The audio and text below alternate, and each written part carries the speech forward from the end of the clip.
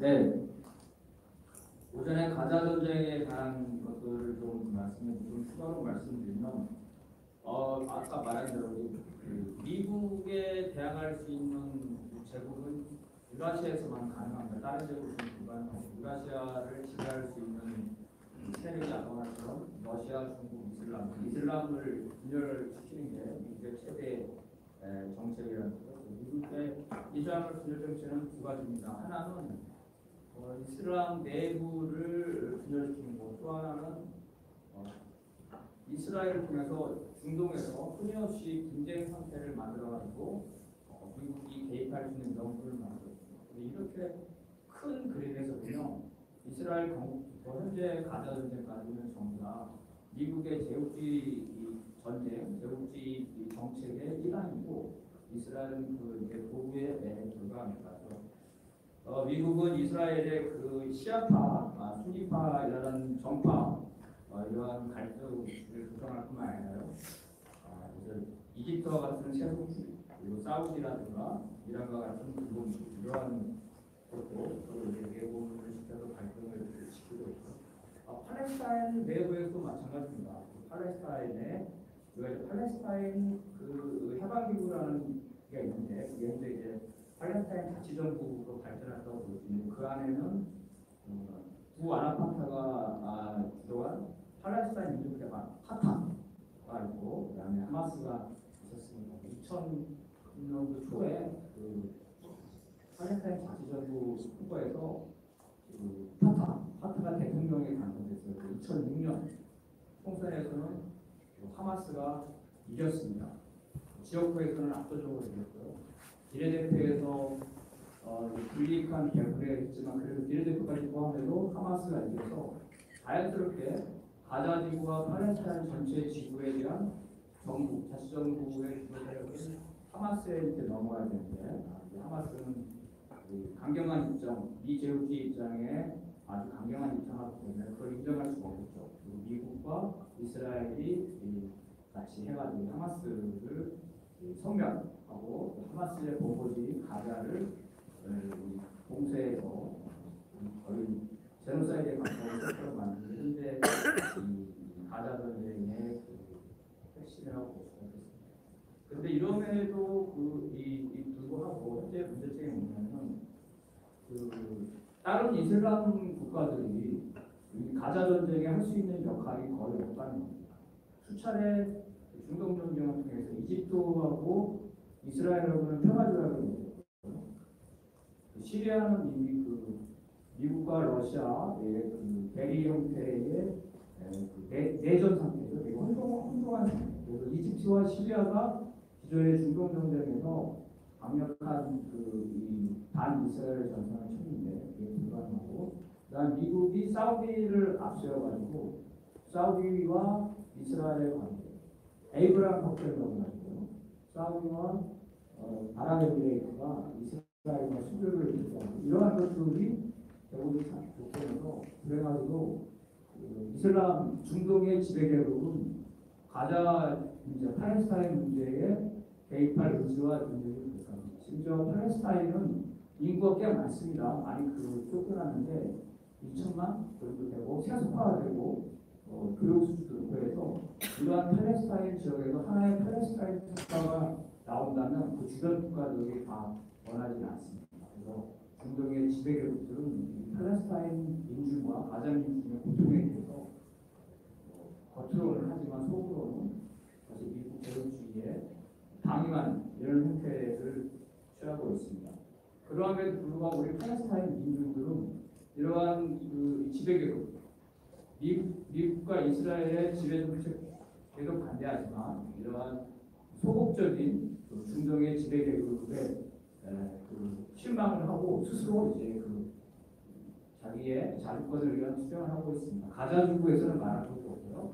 최근에 팔레스타인 지역에서 전쟁에 관여하고 이스라엘을 비판하는 그러한 파업, 동맹 파업들이 계속 진행되고 있습니다. 그래서 이런 면에서 볼 때 결국은 미국이나 이스라엘은 물론이지만 중동의 지배계급도 이 전쟁을 멈출 수 있는 그 도시나 역량이 부족하다는 측면에서 팔레스타인과 중동의 아마도 이 중동의 지배계급들이 이렇게 비혼적인 태도를 취하고 가자 전쟁이 시도된다면 팔레스타인 지역의 민중들의 저항뿐만 아니라 다른 지역의 민중들의 저항도 있을 것 같습니다.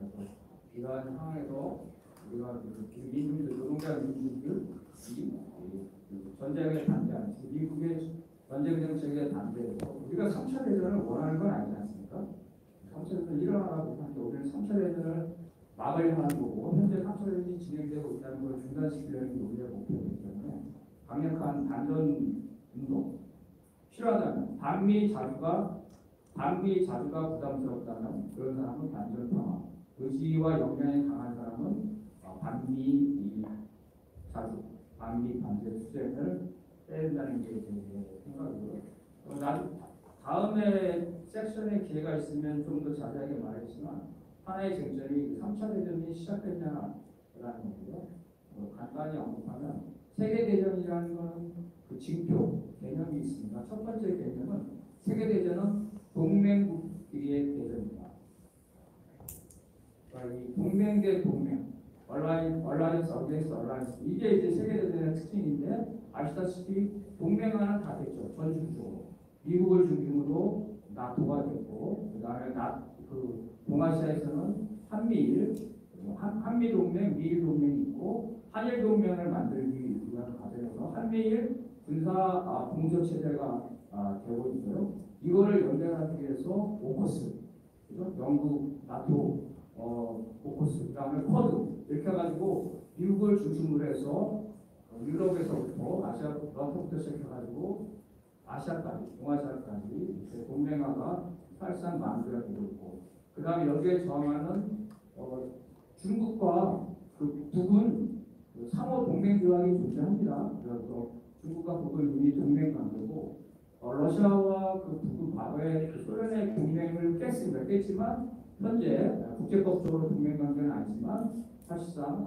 동맹적인 그 수준에 가고 있고, 그러면서 북중러가 같이 가면서 이란이 이제 그거에 대해서 자기의 국익을 위해서 중동에서 역시 반미전선을 치면서 동맹 대 동맹의 관계가 됐고요. 두 번째는 세계전선은 여러 개의 전선이 펼쳐야 됩니다. 그러니까 전쟁터가 여러 개가 있어야 돼요. 세계적 차원의 전쟁터.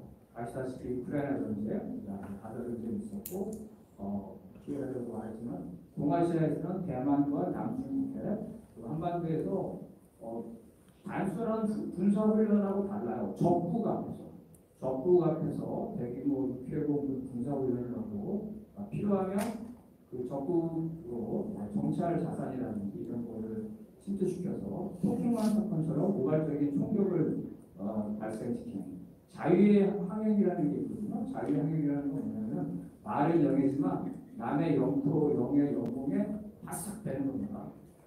상대방을 도발하게 만들고, 그리고 보도에 따르면 경우에 따라서는 그 상대방의 영공에 들어가요. 미국의 SR 보도 정찰기가 두 개 영공에 가서 두 개에서 미사일을 몇 번 격추를 시도했고요. 트래블러는 사실 두 개의 영해를 침해해서 납포됐고, 그 다음에 우리가 모르는 미국의 정찰기가 실제로 두 개 영공에 들어갔다가 격추된 적이 있습니다. 그리고 과거에 F-117이나 그 다음에 그 F-22와 같은 분위기 있는 전투기들이 대규모 군사훈련을 하면서 한밤중에 이러한 스텔스 비행기를 감지할 수 있는 레이더는 되게 비싸고 돈이 많이 가기 때문에 평상시에 집에서 운영을 안 합니다.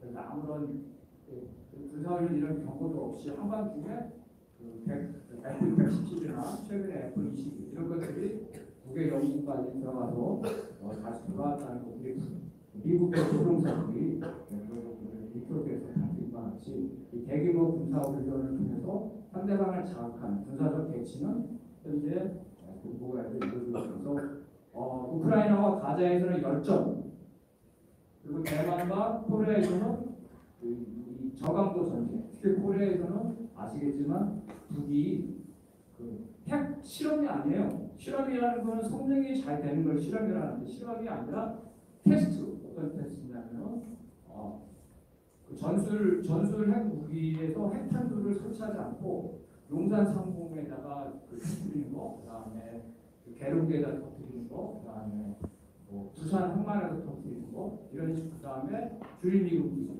그리고 하와이 밤 이런 핵탄두를 안 공탄 발사를 하는 거고, 해가지고 그 시뮬레이션을 고려하는 겁니다.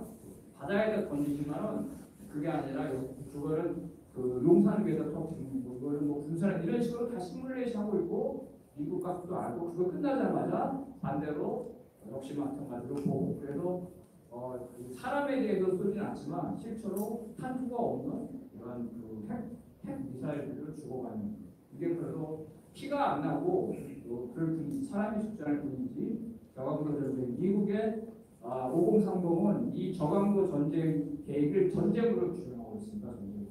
이런 면에서 보는데 세계대전은 이미 시작됐다. 다만 그 정도가 우크라이나하고 가자에서는 멸전 형태로, 그다음에 동북아에서는 저강도의 형태로 일어나고 있고, 여기 조명하시는 조티프라 선생님께서도 동영상 유튜브에 보면 나오면서 뭐라고 말씀하셨냐면, 사람들은 아까도 말했죠. 2차 대전이 체코 침공 때 생각했다. 아니다. 1936년 스페인에서 아니다.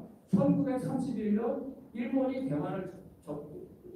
대만을 점령했죠. 전체적으로 역사적으로 보면 2차 대전은 사실은 유럽과 아시아에서 발생한 거고, 그 시작은 사실은 일본 파시스트와 독일 파시스트, 일본이 1931년 만주국을 만주 점령한 때는 아마도 동북아에서 이 저강도 전쟁이 멸전으로 전환된다면 역사는 3차 대전의 시작을 우크라이나 전쟁이었다고 이렇게 기록하고 있습니다. 이게 이제 역사입니다. 다만 우리가 이 동북아에서 멸전으로 확대하지 않았기 때문에 3차 대전이라는 말이 황당하지 않게 생각할 수 있습니다. 아마도 우리가 1931년에 살았으면 일본이 그 만주를 점령하고 괴뢰국을 세웠을 때 누가 그걸 2차 대전의 소옥이라고 누가 안 했습니까?